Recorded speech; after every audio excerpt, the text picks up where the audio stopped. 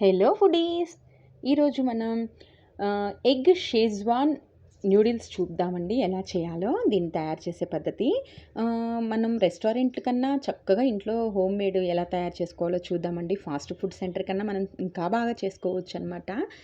ఇప్పుడు వాటరు మరిగే నీళ్ళల్లో ఈ నూడిల్స్ అనేవి వేసుకోవాలండి. వాటర్ వేడెక్కకుండా న్యూడిల్స్ వేయకూడదు, తొందరగా ఉడికిపోతాయండి, మెత్తపడిపోతాయి.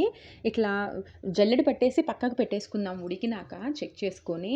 ఇప్పుడు నూడిల్స్ ఏ కడాయిలో అయితే చేస్తామో ఆ కడాయి చక్కగా పొయ్యి మీద పెట్టేసుకొని ఒక ఆయిల్ తక్కువ వేసుకోండి. ఆయిల్ వేసుకొని ఆనియన్, చిల్లీస్, కొంచెం మంట తినే వాళ్ళైతే 2 చిల్లీస్, పచ్చిమిర్చి నిలువుగా కట్ చేసుకొని వేసుకోండి. ఇక నేను ఇక్కడ కట్ చేసిన మాదిరిలో బీన్స్, క్యాబేజీ నిలువుగా కట్ చేశానండి. చూడండి ఎలా కట్ చేశాను, సన్నగా నిలువుగా, తొందరగా ఫ్రై అవుతుందనమాట. ఇది హాఫ్ ఫ్రై మాత్రమే అవ్వాలండి, ఈ డీప్ ఫ్రై అయితే చేయకూడదు. క్లియర్గా వినండి. ఇట్లా చక్కగా వేసేసుకొని మనం ఇంతకుముందు నూడిల్స్ ఉడకపెట్టుకున్నాం కదండి, ఉడకపెట్టుకొని వాటిని సపరేట్గా నేను జల్లెడ వేసేసి వేరుగా పెట్టేశానండి. వాటర్ అన్నీ వార్చేసేయాలన్నమాట, వాటర్లో ఉంచకూడదండి, చివిడిపోతాయి. ఇప్పుడు ఇట్లాగా మనం ఇందులో తీసుకొచ్చి అవి వేసేసి పైన షేజ్వాన్ ఫ్రైడ్ రైస్ వేయటం అంతేనండి. చిల్లీ సాసులని అవన్నీ ఇవన్నీ చాలా వేసుకుంటారు.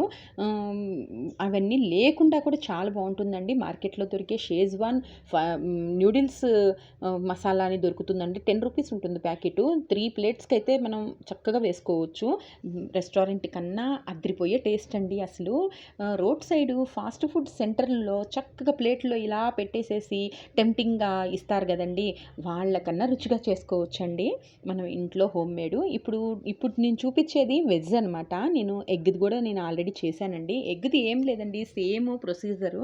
కాకపోతే ఎగ్ని బాగా బీట్ చేసి మనం వేరే కడాయిలో ఆయిల్ పోసేసి ఆ ఎగ్ని పోసేసి చక్కగా ముక్కలుగా కట్ చేసి ఉప్పు, పసుపు, కారం వేసేసి ఆ ముక్కల్ని దీన్ని సపరేట్గా తీసి చూపిస్తున్నాను చూడండి.